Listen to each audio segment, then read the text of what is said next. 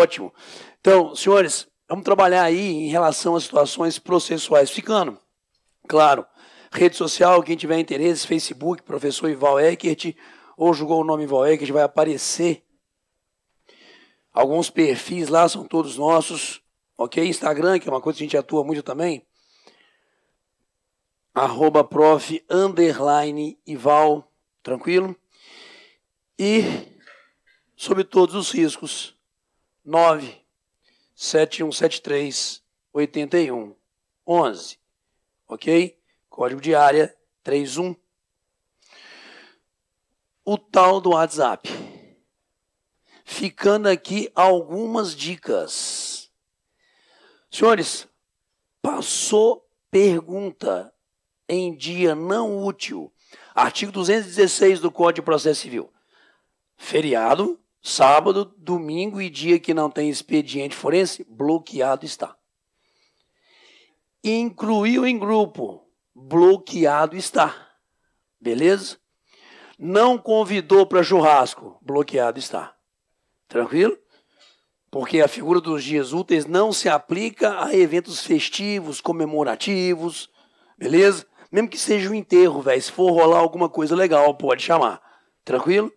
Então, fiquem à vontade para a gente poder ir, tá? Podendo dar aos senhores algum suporte, não é isso? Dentro dessa caminhada aí, dentro daquelas disponibilidades que a gente possa, nessa vida louca, que a gente ama tanto. E primeira advertência para a gente poder começar o nosso curso, chama-se material atualizado, ok? Por exemplo, esse código não está. Não é? Beleza? Senhores, só serve código quando os senhores abrirem o artigo 313 do Código de Processo Civil e ele tiver 10 incisos. O seu tem 8. Concorda? Pode olhar. Vai lá, confere lá. 313. Ok? Que é, joga para mim.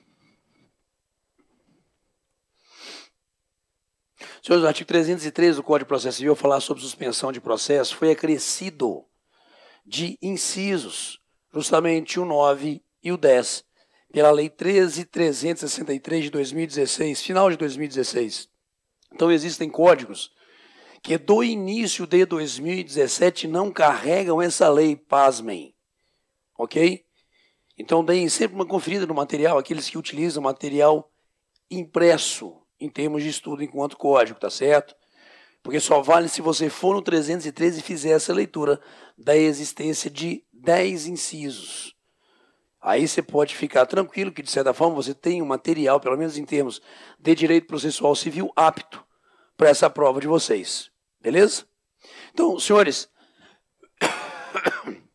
direito processual civil, primeiro tópico que nós temos que enfrentar. Normas fundamentais. E aí eu peço muita atenção dos senhores para a seguinte perspectiva de prova. Minha aula não é para o meu umbigo, minha aula visa a prova dos senhores, ok? E por gentileza, nós não temos ainda um trato jurisprudencial que dê suporte a questões que envolvam posicionamentos eventualmente recentes, por exemplo, do STJ. Ok? Motivos, senhores, ainda não rodaram os institutos novos e alterados o suficiente para chegar eventualmente aos tribunais superiores e ali a gente já ter algumas sedimentações em termos de postura jurisprudencial válida e potencialmente cobrável dos senhores. Tá certo? Peço outra atenção, cuidado com estudos em termos de jurisprudência. Ah não, Ival, essa jurisprudência aqui é de 2017, tá, senhores? Mas ela foi julgada com base no Código Novo ou no Código Velho? Porque muitos julgados, inclusive dos tribunais, inclusive do STJ, senhores, recentes, são figuras de processos que não transitaram no Código Novo, mas sim no Código Velho. Então é preciso muita acuidade, cuidado, carinho ao analisar eventuais situações jurisprudenciais mas a tendência tem sido uma prova que busque bastante elementos legais. Até em razão de possíveis situações ainda de dubialidade de pensamento doutrinário e da inexistência de uma sedimentação jurisprudencial. Salvo algumas coisas, que aí sim a gente já tem alguma coisa já ferrenha, ok? A tendência ainda é que seja uma prova muito mais pautada por questões ligadas à própria situação normativa propriamente dita, do que uma situação de ampliação ali de pensamento jurisprudencial nessa prova dos senhores, como tem sido comum. Porque de nada adianta eu criar aqui uma situação baseada num precedente que ainda não teve a sua confirmação de forma efetiva, não é isso? Em reiterados julgados, sob pena de eu poder anular a questão, e nenhuma banca gosta de ter questão anulada. Então, no campo do direito processual civil, muita atenção, ok? No estudo, muita atenção com material, por gentileza, tá? E sobre normas fundamentais, senhores, para a gente poder criar uma base de sustentação e trabalho dos senhores. Até porque o edital dos senhores começa justamente falando dessa parte principiológica do direito processual civil. Eu quero trazer alguns elementos que compõem a visão do direito processual atual, que compõem a visão do processo hoje como um todo, e que aí sim podem estar impactando a vida dos senhores. Logo nesse primeiro trecho de aula que a gente vai ter, eu vou fazer referência a algumas normas, a alguns princípios que amparam toda a estrutura normativa processual hoje, e daí eu vou sempre à legislação, trazendo eventuais situações exemplificativas. Gostaria muito que anotassem, beleza? Porque dentro da enormidade de conteúdo que os senhores têm para estudar, é humanamente impossível eu virar e falar, nossa, vi todos os tópicos do edital até a prova. Esquece, senhores. E se alguém fez isso, talvez não esteja fazendo, me permitam aqui uma interatividade com vocês, não está fazendo aquilo que eu chamo de estudo de qualidade. Porque a gente está nessa bagaça aí de preparatórios, de pós-graduações durante tem muito tempo já, cara.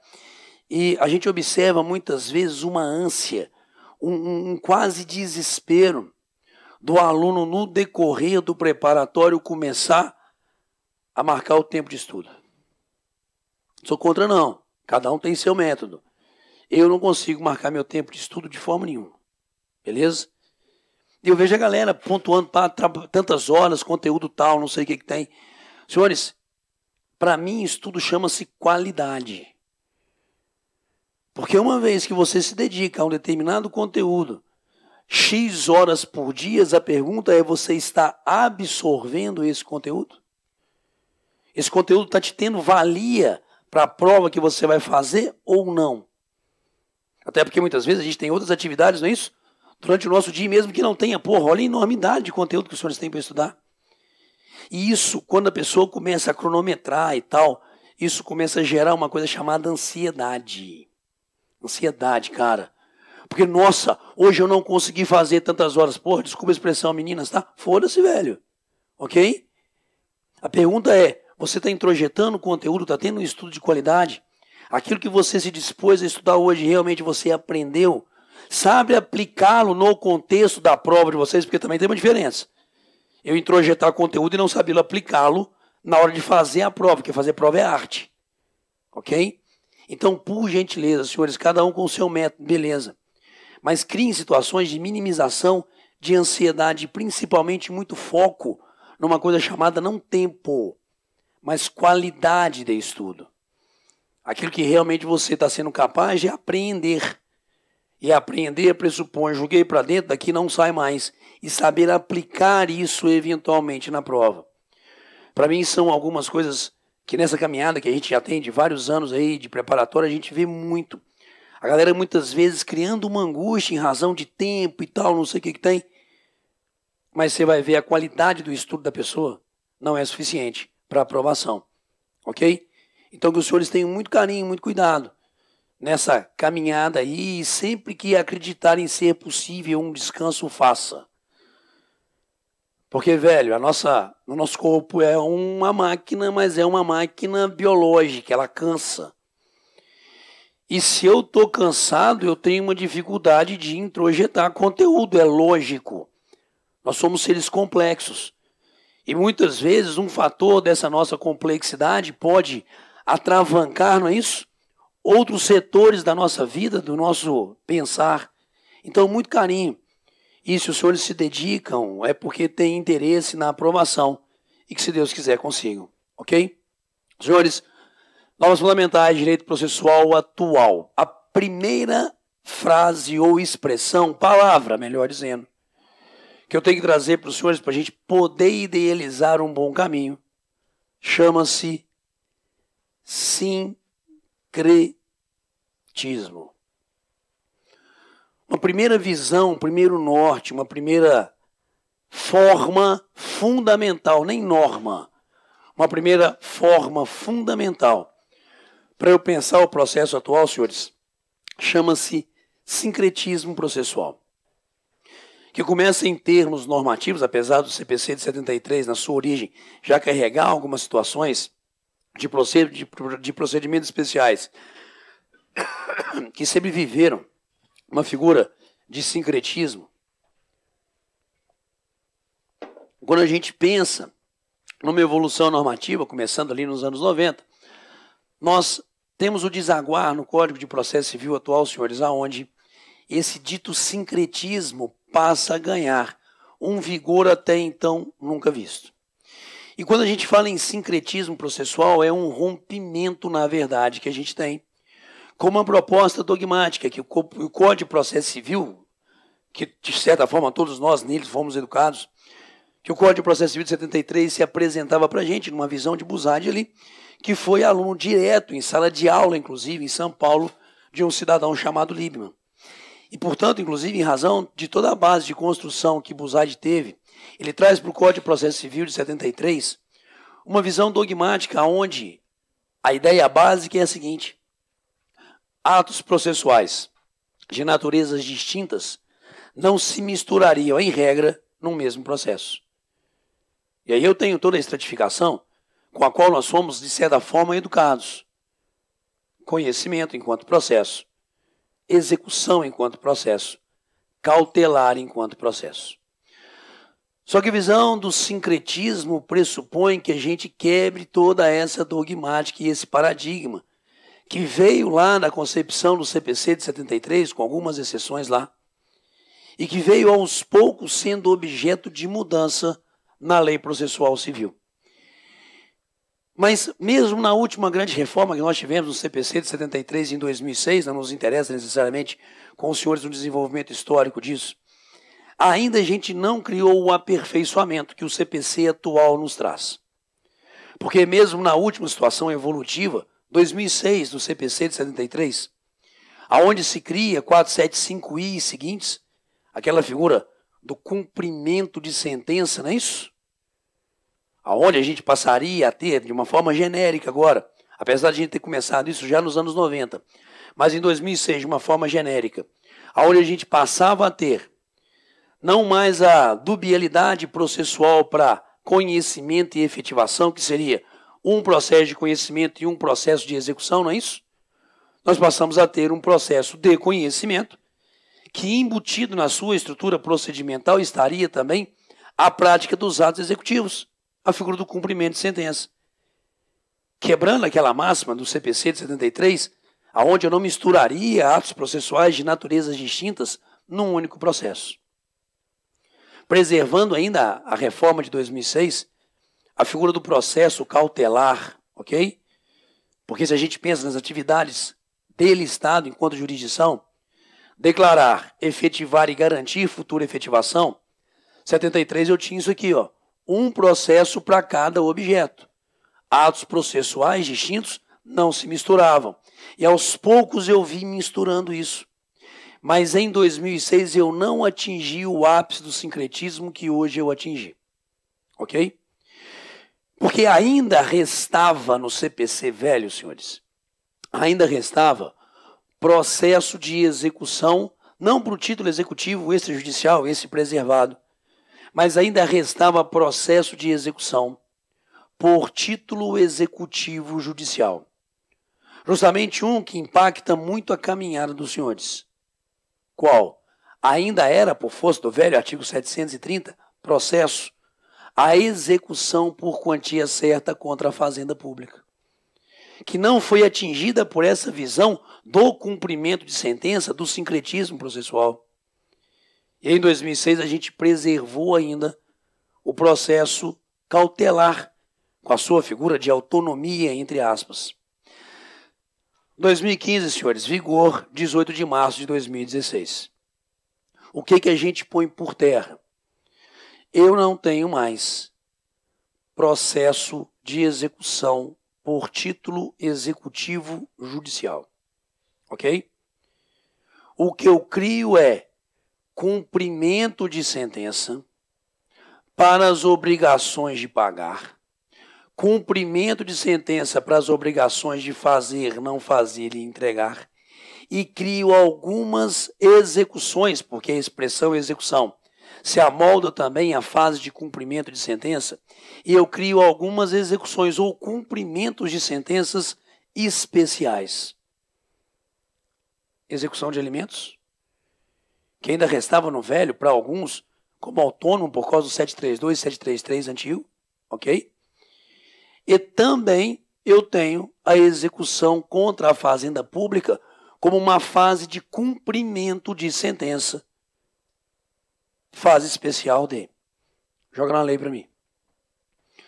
Senhores, se a gente pega uma figura organizacional do Código de Processo Civil e dá um pulinho ali no artigo 523, percebam que ele 523 define para a gente o cumprimento da sentença que reconheça a exigibilidade de pagar obrigação de quantia certa. E que na sequência, ela, lei processual, vai justamente trazer para a gente a figura, senhores, do cumprimento de sentença que reconheça a exigibilidade de obrigação de prestar alimentos, artigo 528. O que eu estou fazendo? Pegando os velhos 732 e 733, não é isso? E trazendo também para dentro do processo de conhecimento, para não restar dúvida que eu estou girando também essa execução em termos de cumprimento de sentença. E, na sequência, ela, lei processual, vai justamente apresentar para a gente artigo 534. Esse é o foco principal de estudo dos senhores, ok? Que seria justamente o cumprimento de sentença, que reconheça a exigibilidade de obrigação de pagar quantia certa pela fazenda pública. Então, para mim, senhores, o que ainda era um resquício de uma dubialidade processual, conhecimento e processo de execução do título formado no conhecimento, no atual código cai por terra, justamente em razão da visão desse sincretismo como norte de organização procedimental. Eu passo a ter simplesmente, artigo 538, como aqui nós observamos, 534, uma etapa, uma fase nesse processo de conhecimento. Uma fase de cumprimento de sentença contra a fazenda pública, foco de estudo dos senhores. Ok? Não que isso que eu esteja apresentando em termos de concepção de, digamos, conhecimento e execução enquanto fases numa estrutura procedimental única, não que isso seja unânime em termos de concepção doutrinária. Porque existe uma parte da doutrina, senhores, que não considera essa explicação minha suficiente, ok? Em razão do seguinte motivo, já quero aqui uma advertência. Então percebam, apesar de eu ter ficado com uma parte inicial teórica de desenvolvimento com os senhores, não me furto a trazê-los a situações dentro da figura procedimental que são eminentemente cobráveis. Se eu trouxer duas expressões, conseguem linkar para mim? Vê se consegue, velho. Cumprimento de sentença e citação. Isso soa estranho na mente dos senhores? Pode soar estranho. Porque se eu penso numa visão de um desenvolvimento sincrético procedimental, eu vou ter meros atos intimatórios, não é isso? Para que eu dê início a essa outra fase, que é a fase de cumprimento de sentença, ao ponto dela, lei processual. Ali nas disposições gerais do cumprimento de sentença, percebam, artigo 513, afirmar para mim que, parágrafo 2º, o devedor será intimado para cumprir, ok? Mesmo nas execuções especiais de alimentos, mesmo na execução especial contra a fazenda pública, o que eu tenho é mero ato intimatório, não um ato citatório, que é um ato integrativo de alguém a um procedimento, não é isso? Beleza? Então pode soar estranho realmente quando eu falo em cumprimento de sentença e ato citatório. Mas isso não pode ser permissível para os senhores não gabaritarem questão que traga esse conteúdo. Porque existe sim, senhores, a potencialidade de forma válida de eu linkar essas duas expressões, cumprimento de sentença e citação. Porque existem algumas situações dentro da estrutura desse cumprimento de sentença, aonde a gente parte da seguinte premissa: eu tenho um órgão da jurisdição formando o título executivo e um outro órgão da jurisdição responsável pelo cumprimento de sentença. Eu tenho o título formado por um órgão que tem natureza jurisdicional, mas a execução, o cumprimento de sentença, vai ser feito em outro. 516, por favor. A propósito, volta em mim. Estão anotando todos esses artigos em sequência, por gentileza, senhores? Um bom exercício é recapitular a caminhada. De novo, aquela ideia da qualidade do estudo, ok? Há uma linha de raciocínio nessa caminhada normativa. E se conseguirem depois replicá-la, eu ficarei extremamente feliz. Joga lá. Senhores, ele, artigo 516, apresenta para a gente. 515 apresenta para a gente alguns títulos executivos, na verdade todos eles, títulos executivos judiciais, ok? Mas eu chamo a atenção dos senhores que quando eu falo, por gentileza, em sentença penal condenatória, item 6, transitada em julgado, eu tenho a sentença formada por um juízo criminal, não é isso? Que reconhece também, por exemplo, numa situação, seja de homicídio, de lesão corporal ou eventual outra situação, também no seu dispositivo, um elemento cível, não é isso? Reparatório, indenizatório, tranquilo? Sentença penal condenatória transitada em julgado pode carregar, como o Código dos Meninos do Criminal permite, essa faceta, esse viés cível. E aí eu vou executar isso aonde, senhores? No juízo criminal? Não. Eu vou vir para o juízo cível, ok? Volta. Senhores, sentença arbitral. O árbitro se encarrega, não é isso? De afirmar dentro do permissivo normativo, de declarar dentro do permissivo normativo o direito ali existente entre as partes. Ótimo. E a partir desse permissivo, senhores, que a gente tem de levar eventuais situações de direitos patrimoniais disponíveis litigiosos à arbitragem, o árbitro está dizendo o direito, mas por gentileza, ele, árbitro, não pode determinar, em ênfase, que essa sua decisão impacte o mundo real, porque ele não dispõe de elementos que o poder dispõe. Por isso que a sentença arbitral lá formada transita em julgado, mas precisa de uma execução forçada, vai vir para um juízo investido de força do império, de um juízo investido de força jurisdicional. Então eu estou saindo de um órgão, estou vindo a outro. E também, sentença estrangeira homologada pelo STJ, ou decisão estrangeira interlocutória, que teve o seu exequatur concedido pelo STJ. Senhores, eu estou saindo do STJ, que é aquele órgão jurisdicional onde se forma o título, e fazendo cumprimento em outro, conforme artigo 109 da Constituição, num juízo da Justiça Federal de primeiro grau, territorialmente competente. Ok? Então percebam, eu tenho algumas situações onde eu formo o título aqui, mas a execução será aqui, em outro órgão. Razão pela qual ela, lei processual, vai justamente afirmar para mim que nos casos dos incisos 6 a 9, parágrafo 1º, que foi esse que a gente aqui transitou, o devedor será citado, senhores. O devedor será citado no juízo civil para o cumprimento ou para a liquidação da sentença. Prazo convencional de 15 dias ali. Então, entendam, senhores, que é possível sim que eu junte essas duas expressões em prova de forma válida. Que seria o quê? Cumprimento de sentença e citação. E sem que a gente tivesse trilhado esse caminho com os senhores, imediatamente os senhores descartariam uma assertiva que linkasse como verdadeiro esses dois nomes, justamente em razão da vivência de quê? Do sincretismo. Que medita ali, então, somente fases, não é isso, de conhecimento e execução no mesmo processo, entremeadas por ato intimatório. Aonde eu, 513, é a regra, parágrafo 2º, intimarei, para que o cumprimento de sentença ali forçado possa ter o seu desenvolvimento.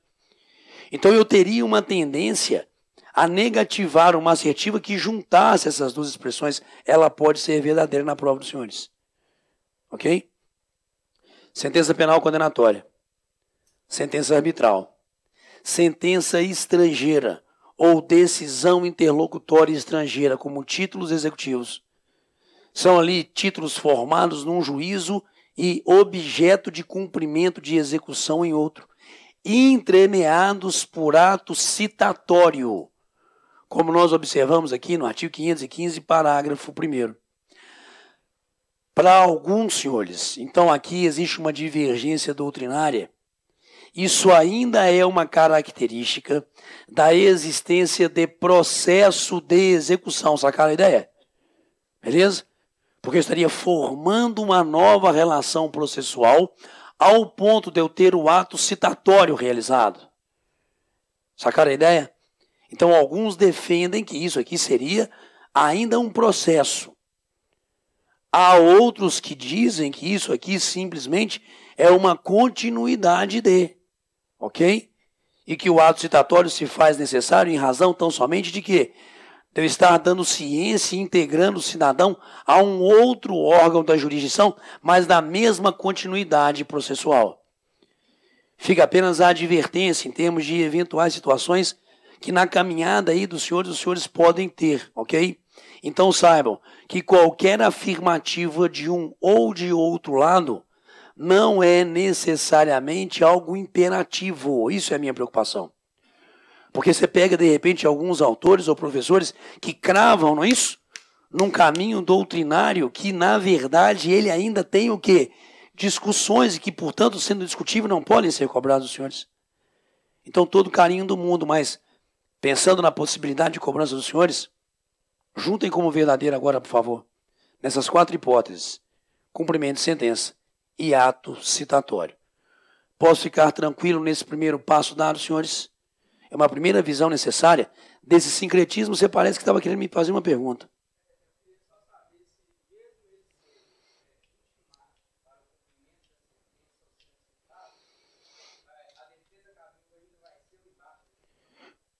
Senhores, sendo ele citado ou intimado para a fase de cumprimento de sentença, online às vezes eu não repito a pergunta, às vezes porque não é necessário, ok?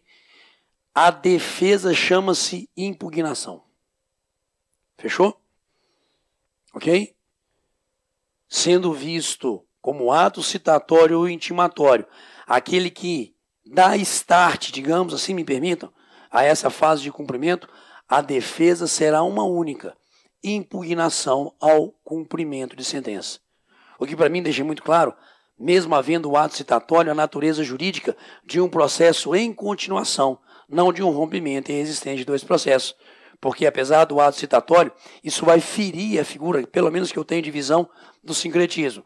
Mas digo aos senhores, há autores que defendem que isso seriam 2 processos. Mas nenhum deles abre mão da defesa ser feita por impugnação ao cumprimento de sentença.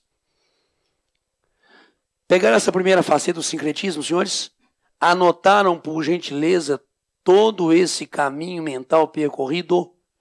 É isso que eu preciso demais nessas aulas iniciais aqui com os senhores inclusive, ok? Mas esse sincretismo, senhores, tem uma segunda vertente. Qual? É em relação à figura da cautela, tá?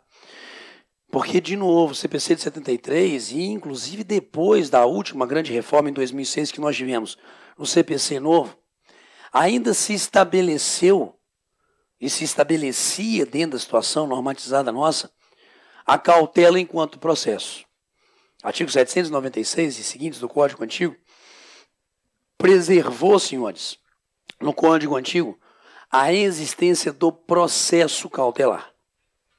Notadamente naquela visão de um processo cautelar preparatório. Tá? Sincretismo, senhores.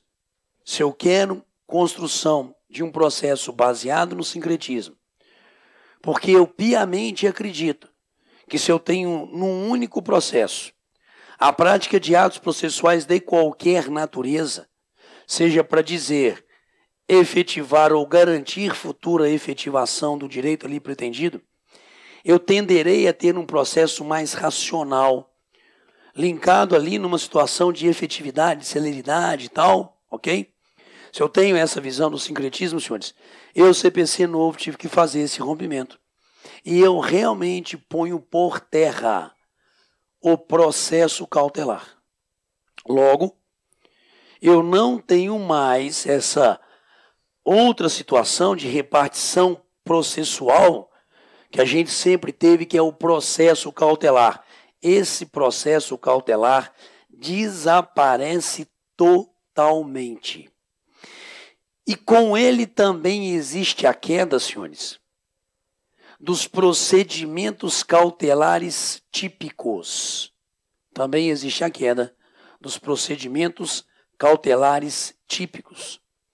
Porque o velho processo cautelar tinha 796 a 811 disposições gerais. E aí depois eu começava a brincar com cautelares típicas. Arresto, regulava. Sequestro, regulava. Caução, eu regulava. Ok? Então eu criava um processo cautelar e para cada medida tipificada, eu criava variáveis no procedimento e, às vezes, requisitos próprios para a concessão de uma ou de outra medida cautelar. Tudo isso ruiu. Tudo isso caiu, senhores. E se eu necessito de uma medida de natureza cautelatória, que eu a solicite no próprio processo de conhecimento, dentro dessa visão do sincretismo. Então, ele, processo de conhecimento, hoje concentra os atos para declarar o direito, para efetivar o direito ou para garantir futura efetivação. Mas existe, às vezes, uma pregação equivocada, em razão da estrutura do novo código, que botou por terra o processo cautelar, que botou por terra os procedimentos cautelares típicos. Isso ruiu, senhores. Mas não ruiu a definição de cautelares típicas para algumas situações específicas. Tanto que eu pergunto aos senhores, ainda é possível que eu seja, em prova, essa dos senhores aí, cobrado quanto à natureza jurídica do arresto, senhores? Quanto à natureza jurídica do sequestro? Sabe uma boa forma da gente verificar isso? Fazendo isso que eu vou fazer com os senhores aqui. Eu vou digitar o nome, sendo que eu estou com o código aberto. Arresto, eu tenho um arresto cautelar, ok? Ali 827. Mesma coisa, ok? Mas, senhores, incumbe ao oficial de justiça fazer arresto. A tutela de urgência de natureza cautelar pode ser efetivada mediante arresto, sequestro, arrolamento de bens. Senhores, entendam, em razão da vivência do sincretismo que caiu, foi o processo cautelar e procedimentos cautelares típicos.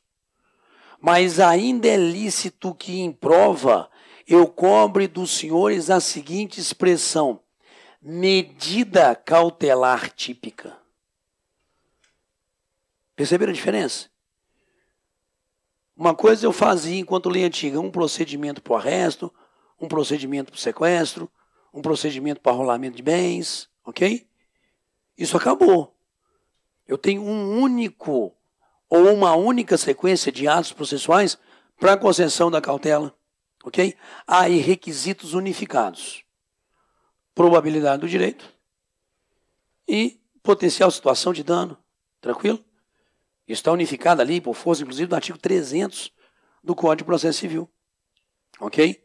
Aonde para toda e qualquer tutela baseada na urgência, seja ela cautelar, seja ela antecipada, o que eu tenho que ver é justamente a probabilidade do direito e a potencial situação de dano ou risco ao resultado útil do processo. Pronto. Então, para toda e qualquer tutela cautelar ou antecipada, eu buscarei esses requisitos, sendo elas baseadas na urgência. Mas eu ainda digo da existência de medidas cautelares típicas, aonde eu uso o arresto para uma coisa, aonde eu uso o sequestro para outra coisa, e isso não impacta na visão do sincretismo de forma nenhuma, porque é simplesmente uma continuidade à prática do ato, não é isso? Mas o requerimento típico da medida existe, senhores. Logo, ainda existe a possibilidade, mesmo diante dessa visão sincrética, de eu cobrar dos senhores exercícios ou situações de prova que busquem essa diferença, por favor. Tanto que me permitam aqui, eu vou perguntar aos senhores e me responderão. Imaginemos que os senhores estão querendo vender um veículo que seja da propriedade de vocês, tá bom? E vocês estão dispostos a vender esse veículo por um valor lá de 25 mil reais, valor de mercado, tranquilo, legal. Chega um amigo seu e fala: ô velho, me vende esse carro seu, mas eu não tenho 25 mil para te pagar, não. Eu só tenho 20 mil. Amigo seu, você não está tão precisado de grana assim, você aceita fazer negócio com ele? Ah, amigo seu, beleza. Vou fazer para você por 20 mil. Ele: nossa, muito obrigado e tal. Só que eu não tenho dinheiro para te pagar agora. Eu só vou ter dinheiro para te pagar daqui a 30 dias. Tem como? Amigo seu, você fala: beleza. Daqui a 30 dias você pode me pagar, eu vou manter o preço para você. Tranquilo, legal. Nossa, é amigo meu demais da conta, tanto que eu vou ter a liberdade de te pedir um outro favor. Tem como desde logo você assinar o documento de transferência do veículo para mim e eu te pagar esses 20 mil daqui a 30 dias? Amigos seus, senhores, o que você vai fazer? Amoleça o coração, tá? Você fala com ele: beleza, entretanto, você vai assinar um documento para mim, que no dia tal, daqui a 30 dias, você me pagará a quantia de 20 mil reais. Beleza? Ele assinou esse documento. Você a ele transferiu o veículo. Alguns dias depois ele te procura. Vira para você e fala o seguinte: lembra que eu comprei seu carro, já transferi para o meu nome, e que eu vou te pagar em tese, ele já usa a expressão em tese, já te dá uma dor no coração, né, velho? Que eu vou te pagar em tese daqui uns dias. Pois é, transferi esse veículo para o meu nome, não tenho nenhum outro patrimônio, esse é o único bem que eu tenho, esse carro é meu, está em meu nome. O João está querendo comprar esse carro seu há um tempão e ele está disposto a pagar os 25 mil.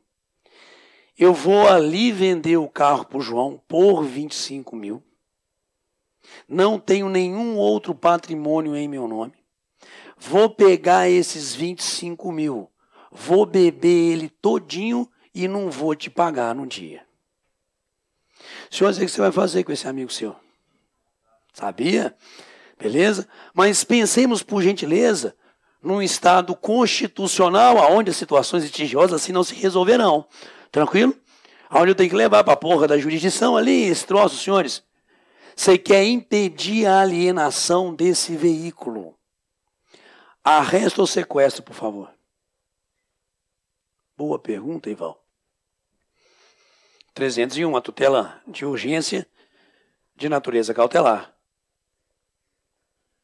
Pode ser efetivada mediante, tá aí, ó, cautelar típica, arresto, sequestro, arrolamento.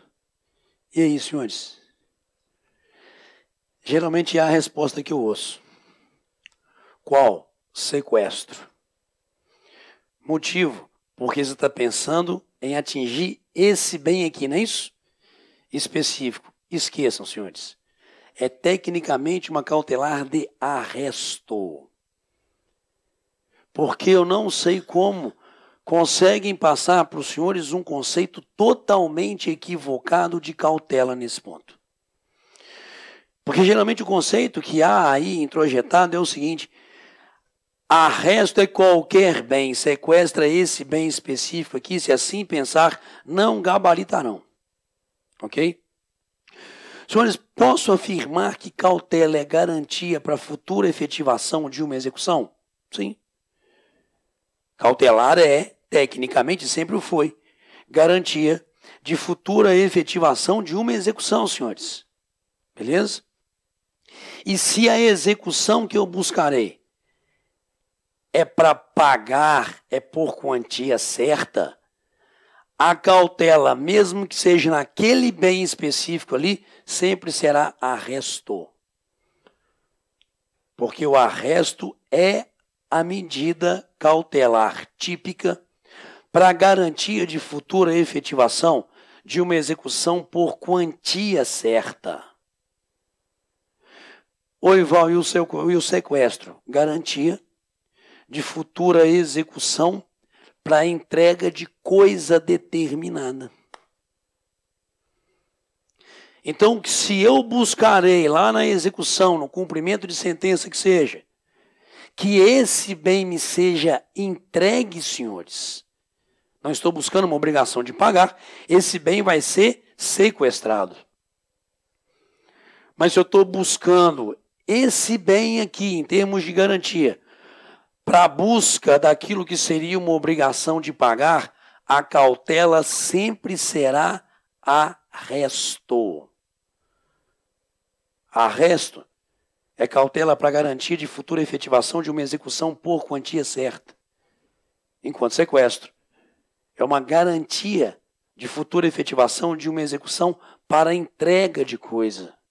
Ok? Ah, mas isso não põe por terra a visão do sincretismo. Porque mesmo que eu esteja solicitando uma cautela típica para aquela situação específica, ainda assim será no mesmo processo. Ok? Mesmo que eu a solicite, como o artigo 305 permite, em caráter antecedente. Porque mesmo que eu venha, artigo 305, solicitando essa cautela em caráter antecedente, o meu pedido propriamente dito será feito no mesmo processo. Então o sincretismo atingiu, sim, senhores, o processo cautelar, ele não existe mais. O sincretismo e a simplificação que o Código Novo busca em termos procedimentais atinge os procedimentos cautelares típicos, mas não põe por terra a existência de cautelares típicas, aonde cada uma pode ter um objetivo devidamente determinado. Senhores, sincretismo processual, como um norte procedimental, como um norte estrutural, como um norte de pensamento do processo atual. Online eu sempre faço isso nas minhas aulas. Presencial, conseguimos ter essa dimensão, por gentileza, do contratual, do sincretismo processual. Conseguiram fazer a anotação dessa sequência de dispositivos para reflexão, inclusive, sobre essas situações? E mesmo que eu esteja falando de situações, percebam, altamente teóricas, eu sempre vou direcioná-los a situações possíveis de vivência nessa prova, porque é assim que a gente sempre trabalhou com os senhores. Daí, sincretismo. Uma primeira e necessária visão, ok? Desse nosso direito processual. Mas agora se tem uma outra norma fundamental que vai impactar de uma forma altamente relevante essa vivência nossa, senhores, do processo atual, chama-se princípio da autocomposição. Chama-se princípio da autocomposição. É nítido que nós somos educados em termos de concepção primária do direito processual com algumas visões que não são mais as visões que se coadunam com o processo civil atual. Tá? Na verdade, que não se coadunam com o processo de uma forma geral. Porque, para mim, nós somos muito educados, senhores, numa idolatria. Qual a idolatria que nós somos educados? Na idolatria da lide. Toda a visão nossa em termos de graduação, seja de direito material, seja de direito processual, sempre foi pautada por uma coisa chamada lide. E como o Estado há de resolvê-la. Ok? E essa idolatria, senhores, baseada para mim muito no pensamento carlelutiano, que Buzzard, inclusive, trouxe muito para a visão da concepção do processo que a gente sempre passou a ter, ela é totalmente ultrapassada. Ok? Tanto que depois, só por curiosidade, se tiverem curiosidade mesmo, tempo sobrando, deem um pulo na exposição de motivos do CPC de 73, no item 6, e lá os senhores observarão todo o discurso baseado nessa visão carnelutiana, que a resolução do mérito, e portanto o grande objeto do processo, é a atuação imperativa do Estado, para por um ato decisório seu, afirmar que alguém tem direito e outro não. E que com essa atuação o Estado estaria satisfazendo o maior anseio que o processo pode trazer à coletividade, que seria ali a busca e a caminhada para a pacificação social. E de certa forma nós fomos educados, mesmo que de forma indireta, nesse tipo de raciocínio, material ou processualmente, senhores. A lide sempre esteve presente com a gente na nossa caminhada, em sala de aula, em leitura, em estudo. A gente nunca se afastou dela. E principalmente nunca nos afastamos do Estado resolvendo essa figura litigiosa de forma imperativa. E essa grande mentira, que essa atuação jurisdicional enfática poderia carregar ali essa resposta ao anseio da pacificação social. Ledo engano, para não falar uma grande mentira. Até porque, senhores, por gentileza, coloquem isso para rodar no dia a dia forense. Coloquem isso para rodar, por favor. Até porque os senhores estão sendo avaliados para serem advogados, concordam comigo? Sim? Os senhores exercerão advocacia pública, não é isso? Beleza? Então, por gentileza, põe sempre para rodar, por favor. Cara, é verdade que o Estado, atuando de forma imperativa, está pacificando alguma coisa? Senhores, alguém não tomou café e quer biscoito? Que a pessoa não socializa. Concorda? Beleza? Muito obrigado pela gentileza, não quero, tá? Falou? Ótimo. É foda, velho. Os coleguinhas ficam com fome quando você está comendo, tá bom? O que eu ia falar mesmo? Ah, uma puta de uma mentira, velho. Cara, o Estado atuando de forma imperativa pacifica alguma coisa? Ah, se fosse eu não precisava ter recurso nessa bagaça, tá ligado? Porque todo mundo se conformaria, não é isso? De uma forma muito dócil com essa figura imperativa do Estado para, senhores, o que realmente é capaz de resolver a lide chama-se técnica autocompositiva. Há um outro princípio que a gente vai falar na sequência aqui, chamado princípio da primazia do mérito.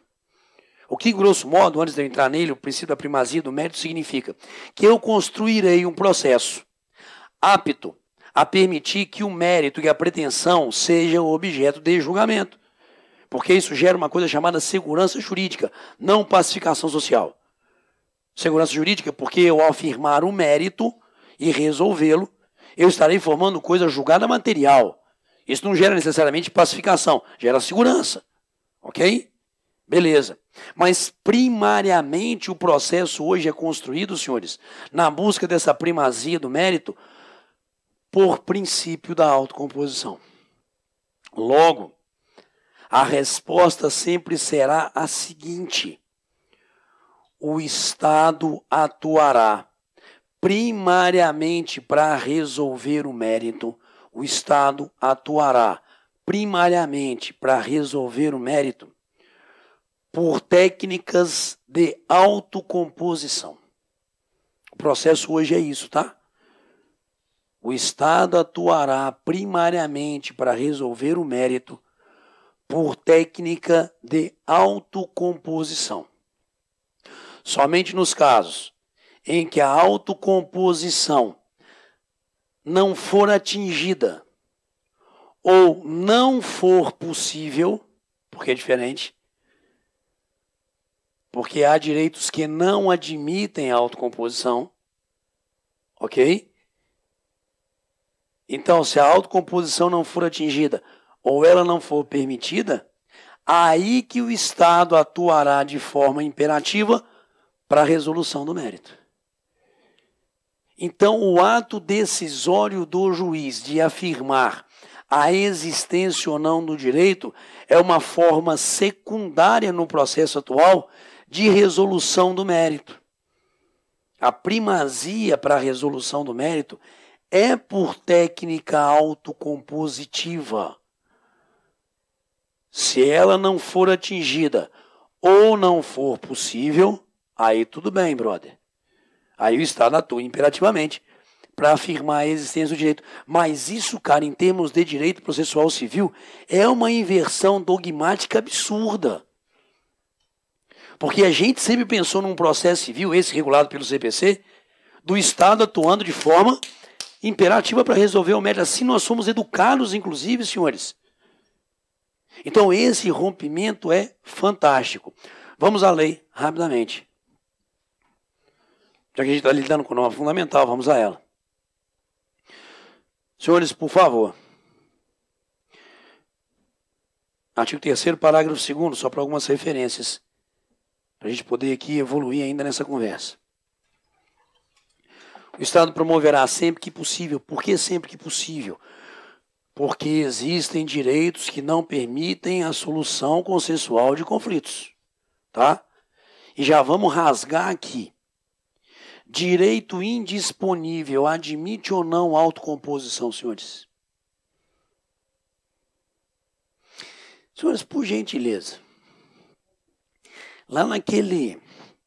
Eu não vi a totalidade do edital dos senhores, eu me concentro muito na matéria que eu vou ministrar com os senhores. Por favor, vocês têm direito de trabalho? Deus me livre. Senhores, se não passarem, já tem um caminho destinado ao céu. Tranquilo? Beleza? Processo de trabalho também, então, né, velho? Não só material? Ah, melhor.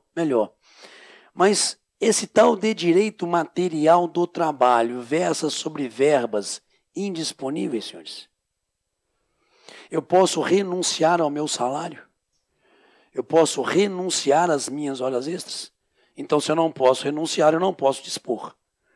Se eu não posso renunciar, esse direito é direito indisponível. Beleza? Ah, tá. Posso fazer um acordinho? Lógico, porque senão eu quebrava aquele lugar lá embaixo, não quebrava? Tanto que, acredito, cai a reforma trabalhista para os senhores, não, né? Já cai, velho. Mas não a parte processual, não é isso? Tá, porque é uma pena, porque a parte processual virou processo civil. Amém. Tranquilo? Sacou? E aí, velho, depois dei uma olhada na reforma trabalhista. Lá está assim: entre as formas autocompositivas, será possível o acertamento de valores através do pagamento em dotes. Dotes. Tá ligado? Sério, cara. Você vai sentar lá, o juiz vai perguntar: tem acordo? Tem, pode pagar em dotes se quiser. Sacou? Então percebam, senhores. Ô, velho, pelo amor de Deus, né? Não acredita em mim tudo, não. Pelo amor de Deus, tá? Seguinte, velho. Mas é possível, cara, eu também acho, entendeu? Maquininha de cartão de crédito em cima da mesa e tal, também acho. Por isso que às vezes até surge como algo verdadeiro. Cara, é o seguinte, É um direito indisponível, está sendo ou não objeto de autocomposição? Direito de família, senhores, estão ou não sendo objeto de autocomposição, inclusive de forma obrigatória, tá? Porque a lei não permite aqui, inclusive, nas ações de família, que se abra a mão da busca da autocomposição. Então, cuidado com expressões. Direito indisponível não quer dizer direito que não possa ser objeto de autocomposição. Direito indisponível é aquele que dele não posso dispor. Se eu não posso dispor, eu não posso a ele renunciar. Mas, senhores, no campo do direito administrativo, no campo do direito tributário, existem alguns direitos que eu não posso negociar. Aí são direitos que expressamente, por força da lei, não admitem a autocomposição. Ok? Então, muito carinho, não aceita. Em direitos indisponíveis, eu posso autocompor, gente. Tá? É diferente a figura. Então, quando ela, lei processual, vira e fala para mim aqui, artigo 3º, parágrafo 2º, que o Estado promoverá, sempre possível, a solução consensual dos conflitos, exceto quando o direito seja indisponível, é uma assertiva totalmente falsa. Ok? É essa preparação que eu estou trazendo para os senhores. Porque o sempre que possível vem justamente para excluir direitos que, por força de situações normatizadas, e muitas vezes envolvendo a fazenda pública, senhores, tá? Não se permite a figura da autocomposição, mas que não necessariamente é direito indisponível.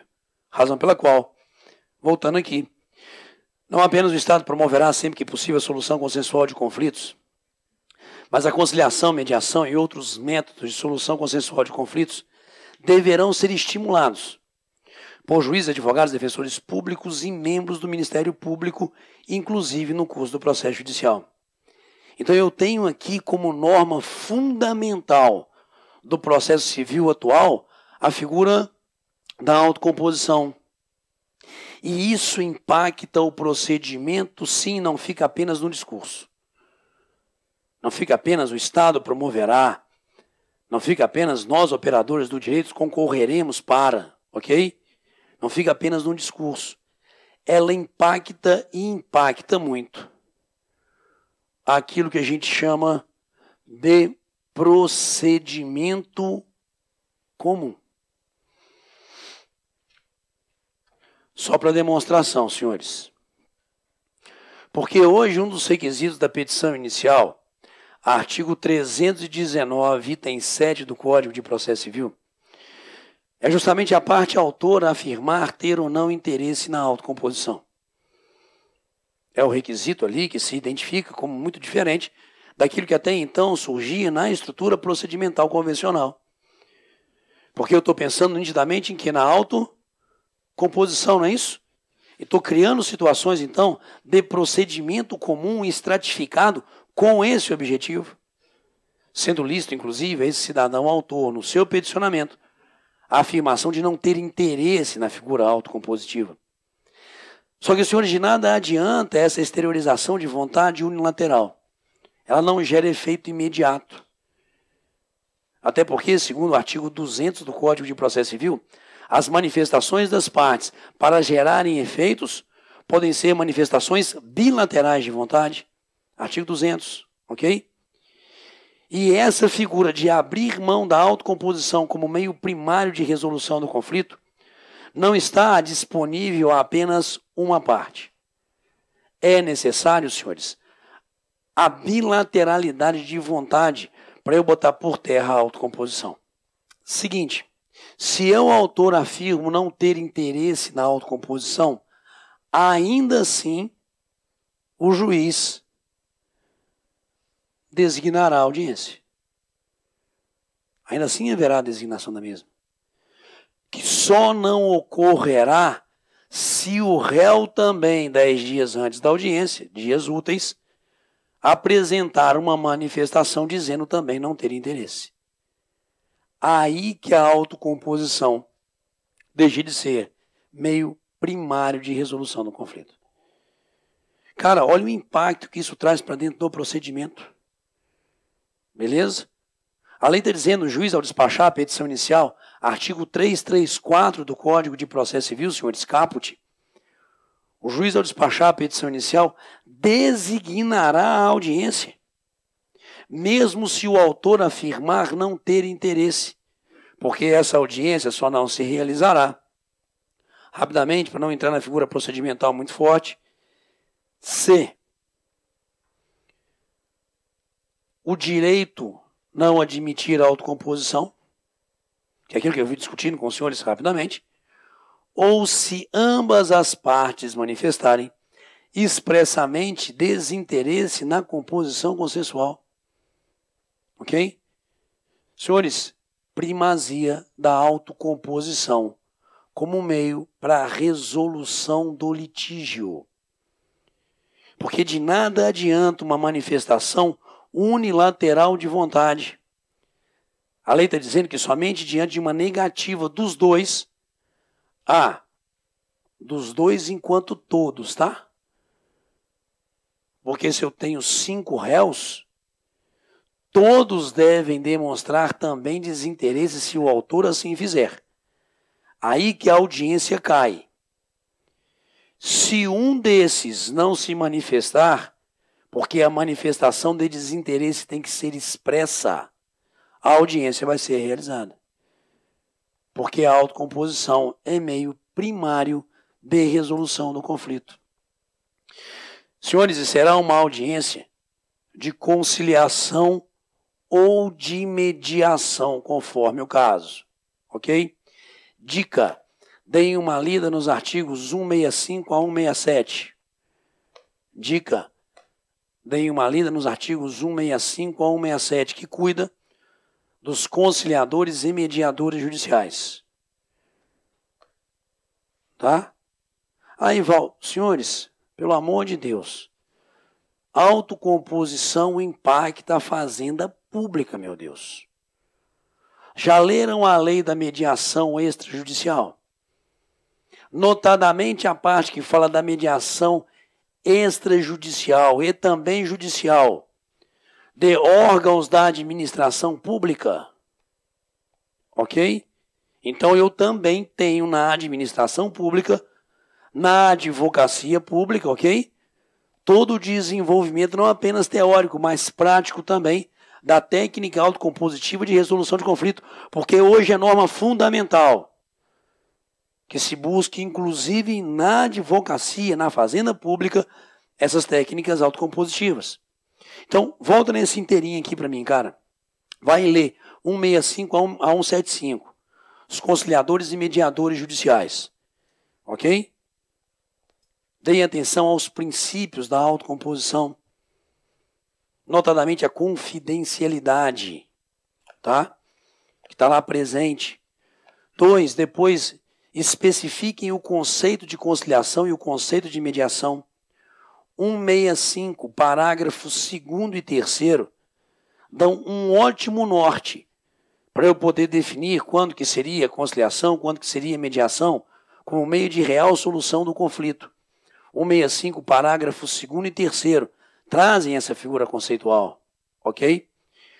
Então vamos lá, senhores, o juiz, apaguei, designará essa audiência, autocomposição, que só não acontecerá diante ali de situações, não é isso? Digamos, de desinteresse de todos os envolvidos no litígio. E se eu, então, não tendo interesse, mas a outra parte tendo, a audiência será realizada. Se eu não comparecer, senhores, isso pode gerar penalidades? Pode. A lei processual é específica. Se a autocomposição é meio primário de resolução do conflito, senhores, o seu não submeter, a sua não submissão a uma busca, a uma possível técnica autocompositiva é ato atentatório à dignidade da justiça. E você será apenado com multa. Isso trouxe desconforto a alguns que lidam com o processo civil. Por que motivo? Ora, se um não quer, por que que... Bom, para aí, senhores. É uma forma tacanha, antiga, velha, de pensar a estrutura do processo. Eu quero resolver o mérito por técnica autocompositiva. Isso não é novidade na estrutura processual nossa.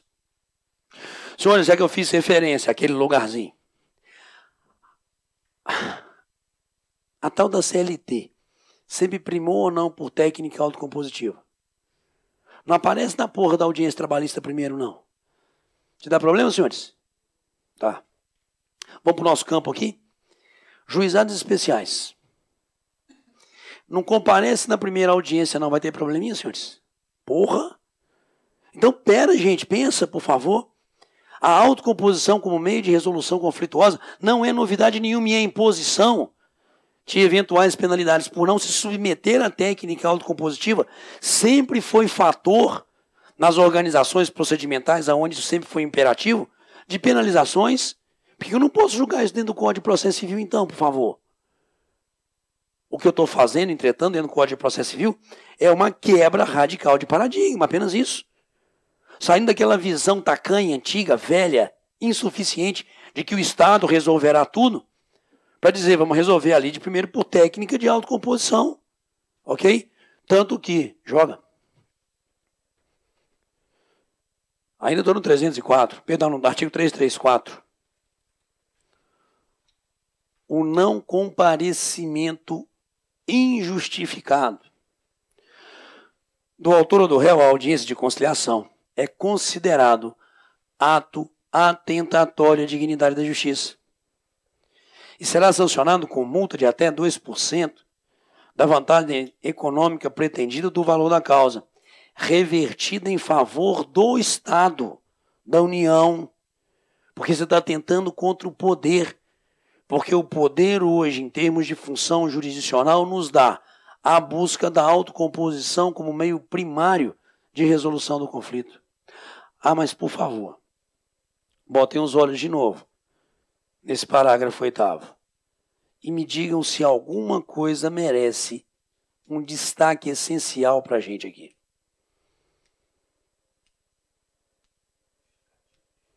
Injustificado merece atenção nossa, beleza? Porque se eu tiver justificativa, porra, de boaça, beleza, tranquilo, tá? Mas tem uma outra que tem que impactar os senhores. Não. Vem cá. Continua a ler comigo. O juiz designará a audiência. Estão lendo comigo? De que, senhores? Conciliação e mediação. Sobre essa ótica, leiam, por favor, agora o parágrafo 8º. Eu só falo de conciliação. Isso é uma armadilhazinha em prova, velho. Que pega vocês de uma forma tão tranquila. Porque se eu fizesse a leitura, mesmo vocês me acompanhando, conciliação e mediação passaria pela mente dos senhores. Porque a leitura mental que a gente tem, às vezes a leitura mental é mais rápida que a dos olhos, não é isso? A leitura mental que a gente tem, cara, é justamente qual, velho? Conciliação, mediação, conciliação, mediação, conciliação, mediação. Então, se eu falasse, passaria, cara. Se eu escrevesse, passaria. Ok? Mediação é outro mundo, senhores. Mediação, eu só me submeto a ela se eu quiser. Eu não posso impor como técnica autocompositiva a mediação. Eu só me submeto a ela se eu quiser. Então eu não considerarei ato atentatório à dignidade da justiça designada uma autocomposição, se lá eu não uma mediação, se lá eu não comparecer. Dizem alguns autores que isso aqui foi um trabalho mal feito de estagiário, o que é uma redundância, né, velho? Concordo? O que é uma alta redundância, beleza? Porque estagiário sempre fará um trabalho mal feito. Tranquilo? Ótimo. Então, nessa linha de raciocínio, foi um estagiário que redigiu, não foi não, senhores, foi proposital. Conversem com a pessoa que realmente lida com mediação, eles falarão justamente para os senhores que os preceitos da mediação são altamente distintos dos preceitos da conciliação, ok? Então, essa armadilha no parágrafo 8º fica aí como advertência e dica para uma possível situação de questão que traga eventuais discussões. Mas isso não põe por terra o princípio da autocomposição como um meio primário da busca da resolução da situação litigiosa. Ao ponto, inclusive, dela lei processual, vamos nós. No artigo 139, dizer para a gente que compete a ele, magistrado, 139, item 5, compete a ele, magistrado, promover a qualquer tempo a autocomposição, preferencialmente com auxílio de conciliadores e mediadores judiciais. Esses que eu falei para os senhores ficarem atentos. 165 a 175. E há outros impactos da figura da autocomposição no decorrer da construção normativa nossa, mas, por enquanto, fiquem atentos nele como técnica e principalmente como norma fundamental. E muita atenção nessa composição do artigo 334, esses elementos primários que a gente está trazendo para os senhores. Normas fundamentais, sincretismo, autocomposição. Sem isso eu não consigo pensar e idealizar o processo atual. Mas eu não consigo também pensar e idealizar o processo atual, senhores, sem pensar em princípio de boa fé. Mas em princípio de boa fé objetiva. Eu não consigo idealizar o processo atual sem a visão do sincretismo. Não consigo idealizar o processo atual sem a primazia da autocomposição. Não consigo idealizar o processo atual sem a construção procedimental que dê respaldo ao princípio da boa-fé objetiva nos atos processuais. Norma fundamental. Voltei ao início do Código. Artigo 5º. Que vai justamente afirmar para a gente que aquele que, de qualquer forma, participa do processo, deve comportar-se de acordo com a boa-fé. Todo aquele que de qualquer forma participa do processo deve comportar-se de acordo com a boa-fé.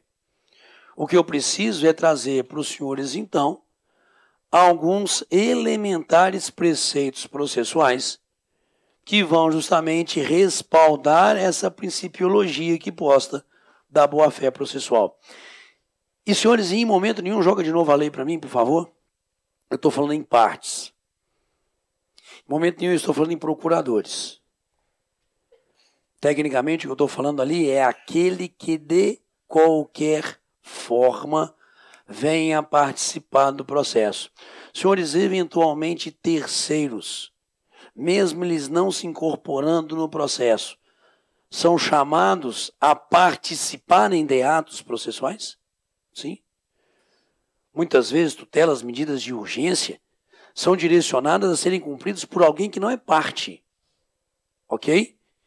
E ali, a esses também, já que eu estou chamando de alguma forma a participar do processo, eu exigirei comportamento de boa-fé processual. E aí me permitam, então, algumas situações de elencar dentro da estrutura do processo coisas essenciais, cara, que para mim impactam justamente essa visão da boa-fé. E não tem como chegar em nenhuma prova de processo hoje sem a correta atenção à estrutura do artigo 77 do Código de Processo Civil. Todo vivenciado nessa estrutura da boa-fé. Tanto que, de novo, olha como é que as expressões se repetem. O artigo 5º me fala aquele que de qualquer forma participa do processo. Senhores, vejamos, por gentileza, a redação do artigo 77. E já no caput, observem se existe ou não alguma proximidade. Sacaram? Eu não estou falando apenas de partes, não estou falando apenas de procuradores. Estou falando todos aqueles que, de qualquer forma, participem do processo sejam ou não sujeitos do processo. Eu vou criar aqui exigências, senhores, de comportamento ético linkado à figura da boa-fé processual. Alguns aqui me interessam muito. Primeiro, expor os fatos em juízo conforme a verdade. Lindo, maravilhoso. Não formular pretensão ou apresentar defesa quando cientes de que são destituídas de fundamento. Que coisa linda. Não produzir provas e não praticar atos inúteis ou desnecessários à declaração ou defesa do direito. Lindo, senhores, o discurso. Maravilhoso. Senhores, por gentileza, quem de alguma forma contrariar essas diretrizes de boa-fé processual aqui, pode ter eventualmente alguma penalidade? Sim. Linkem isso com o artigo 80, que fala de uma coisa chamada litigância de má-fé. Ok? Linkem isso, por gentileza, com o artigo 80. Litigância de má-fé. E as penalidades próprias advindas da litigância de má-fé. Além de multa, indenização, honorários, ok? Então deem, por gentileza, uma lida, por favor, nos artigos ali da estrutura do artigo 80, que falam justamente sobre essa figura da má-fé, tá? E as consequências daí advindas. Então a gente pode dizer que esse artigo 77, nesses 3 primeiros itens, carrega sim eventuais condutas que podem ser sancionadas como litigância de má-fé. Mas a lei vai continuar para mim, senhores, dizendo, por favor, no item 4, que todos hão de cumprir com exatidão as decisões jurisdicionais, de natureza provisória ou final, e não criar embaraços à sua efetivação.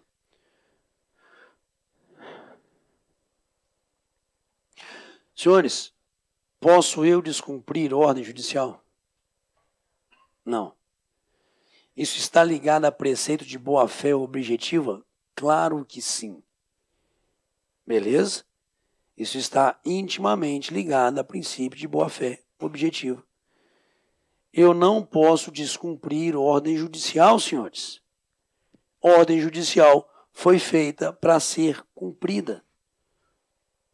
Claro que tem uns que não acreditam nisso, concordam comigo, nesse Brasilzão nosso atual, não é isso? Tem uns que falam, ficar em casa para quê? Vazei para rua, tá ligado? Então tem algumas coisas complexas, tá? Mas porra, velho, ordem judicial foi feita para ser cumprida.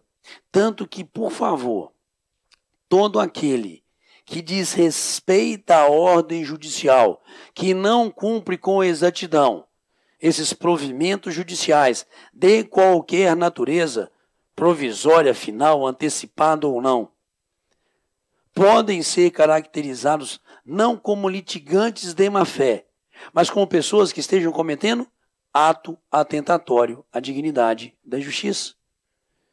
Então esse item 4, senhores, não linka o cidadão ao cidadão que está praticando má-fé, que é litigante de má-fé, mas que por estar desrespeitando esse basilar princípio da boa-fé, está cometendo um ato atentatório à dignidade da justiça. E como tal, ele pode ser apenado. Por favor. Nas hipóteses dos incisos 4, que é isso que a gente está dizendo, e 6, vou ao 6, ok? Não praticar inovação ilegal no estado de fato de bem ou direito litigioso. Senhores, a isso a gente chama atentado. Ok? Cometer atentado. O que é cometer atentado? É praticar inovação ilegal no estado de fato de bem ou direito litigioso. Havia até uma cautelar, cara. Cautelar típica de atentado. Para evitar esse tipo de atitude aqui, ok? Isso cai por terra, claro. Eu jogo hoje nas situações convencionais de cautelares. Mas o que está dito aqui é o atentado, joga de novo. Toda vez que eu estou praticando inovação ilegal no estado de fato ou de bem, de fato de bem ou direito litigioso, eu estou cometendo atentado, porque eu posso ou não, com esse meu cometimento, estar inibindo a efetivação do direito de alguém. Muda o estado de fato disso aqui, senhores. desse bem que de repente é o objeto litigioso, não é isso? Isso pode impactar na negativa da prestação jurisdicional efetiva para o cidadão? Porra, ok? Então, não cumprir ordens judiciais e cometer atentado é uma conduta que poderá ser punida, não como litigância de má-fé, entendam, por gentileza, mas como ato atentatório à dignidade da justiça, cuja penalidade, senhores, é uma multa. Multa essa aqui prevista no parágrafo 2º, de até 20% do valor da causa, ok? Levando em consideração a gravidade da conduta. Tranquilo? Ótimo. Então, senhores, isso está intimamente ligado a princípio de boa-fé. E eu não estou falando apenas partes, procuradores. Eu estou falando todos aqueles que, de qualquer forma, não é isso? Participem do processo, derivando lá do artigo 15 e chegando aqui a esse artigo 77. Mas eu quero que os senhores percebam, por favor, que essa multa não é uma multa excludente. A própria lei afirma para mim que essa multa, senhores, se dará sem prejuízo de sanções criminais, civis e processuais cabíveis. Então tá. Eu tenho que linkar 77, então, por favor, com o artigo 523, ok? Eu tenho que linkar com o artigo 535 obrigatoriamente. Se eu não tiver essa visão, eu não estou apto a pensar o processo em toda a sua extensão. Primeiro eu vou demonstrar na lei que a própria lei faz essa referência, por gentileza. Aqui, no parágrafo 4º. Lembrando que essa penalidade por ato atentatório à dignidade da justiça, senhores, é revertida em favor do poder, sendo viável depois, inclusive, a sua busca por um executivo fiscal, como previsto aqui no parágrafo 3º. Mas que ele, parágrafo 4º, estabelece que essa multa poderá ser fixada independente das presentes no 523, e eu vou botar aqui, ó, 536 só numa pequena correção, mas é 535 na verdade. Por favor, senhores. 523. Execução que reconhece a exigibilidade de obrigação de pagar quantia certa. Intimei 15 dias não pagou, multa de 10%, honorário de 10%. Concordamos? É o próprio parágrafo 1º do 523 dizendo isso para mim. Intimei 15 dias não pagou, multa de 10%, honorário de 10%. Beleza. Aí eu pergunto, o cara não pagou por quê? Grosso modo, 2 motivos. Não tem condições de pagar, não tem patrimônio, não tem liquidez, resta ao cidadão sentar e chorar. Beleza?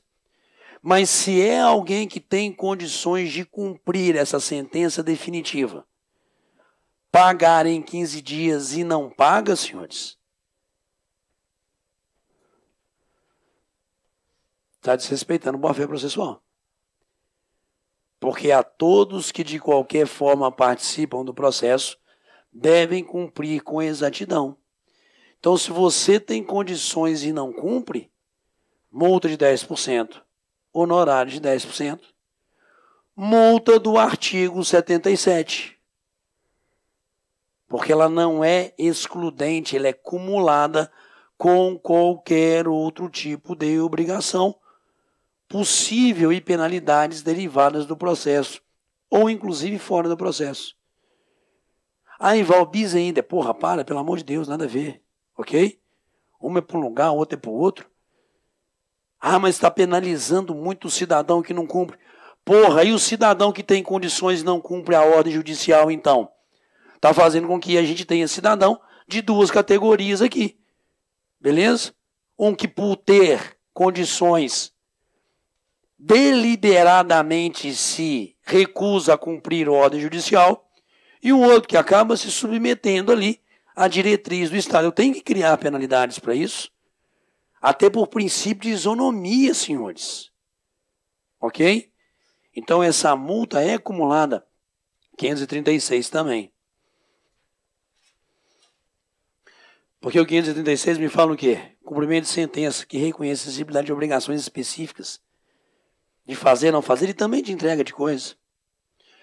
Aonde o juiz poderá determinar multa diária, nem isso, as trentes. Tinha condições de cumprir e não cumpriu. Por quê, senhores? Ato atentatório à dignidade da justiça. Além dessa multa diária, também será apenado, senhores, por ato atentatório à dignidade da justiça. Então, todo esse cidadão que, tendo condições de cumprir ordem judicial, se recusa a cumprir, está ferindo o princípio de boa-fé. E mais do que eu falar litigante de boa-fé, pelo contrário, eu vou a ele impor as penalidades de um ato atentatório à dignidade do próprio poder, à dignidade da própria justiça, senhores. Mas faltou alguma coisa no 77 que me interessa muito. Vamos lá. O que faltou no 77? Que me interessa demais. Princípio de boa-fé, senhores. Compete a todo cidadão declinar, no primeiro momento em que lhe compete falar nos autos, o seu endereço, seja residencial ou profissional, no qual ali estaria apto a receber intimações, bem como atualizar essa informação sempre que ocorrer uma possível modificação temporária ou definitiva. Isso é preceito de boa-fé, ok? Eu não posso me esconder estando presente no processo, eu tenho essa obrigação processual. Tanto que, senhores, existe penalização pelo descumprimento. Perceba o que eu fiz com os senhores no artigo 77. Eu peguei 1 a 3 e falei, corre por 80, não é isso?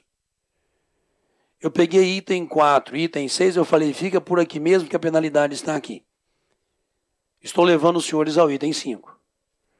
Se eu desrespeitar essa norma, esse preceito de boa-fé, posso eu ser penalizado, senhores? Claro que sim. Claro que sim. Porque toda e qualquer intimação dirigida a esse endereço, mesmo que não recebida pessoalmente pelo cidadão, justamente em razão de uma mudança em não informação, é considerada intimação válida. Ok? E, senhores, fora a fazenda pública, fora a advocacia pública, fora o Ministério Público, cujas intimações pessoais são por carga, remessa ou meio eletrônico, ok? Salvo Fazenda, Ministério Público e Defensoria Pública, cujas intimações pessoais são por carga, remessa ou meio eletrônico, os outros do processo são pessoalmente intimados, salvo os advogados que são por publicação no diário, em regra pelo correio. Joga para mim. Senhores, o artigo 274 vai dizer para a gente que não dispondo a lei de outro modo, as intimações serão feitas inclusive às partes pessoalmente pelo correio. Tanto que a própria lei processual costuma dizer para a gente no artigo 275 que a intimação será feita, ela pessoal, por oficial de justiça, já descartei esses 3 que eu falei com os senhores, quando frustrada a intimação por meio eletrônico ou pelo correio.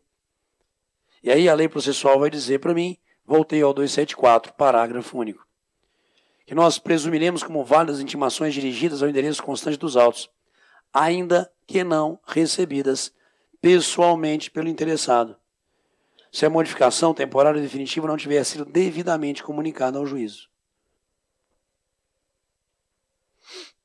Artigo 77, senhores. Em sua estrutura integral, atitudes que são atitudes contrárias a princípio de boa-fé e que são devidamente, todas elas, objeto de penalização. Fizeram todas essas linkagens, por gentileza, senhores?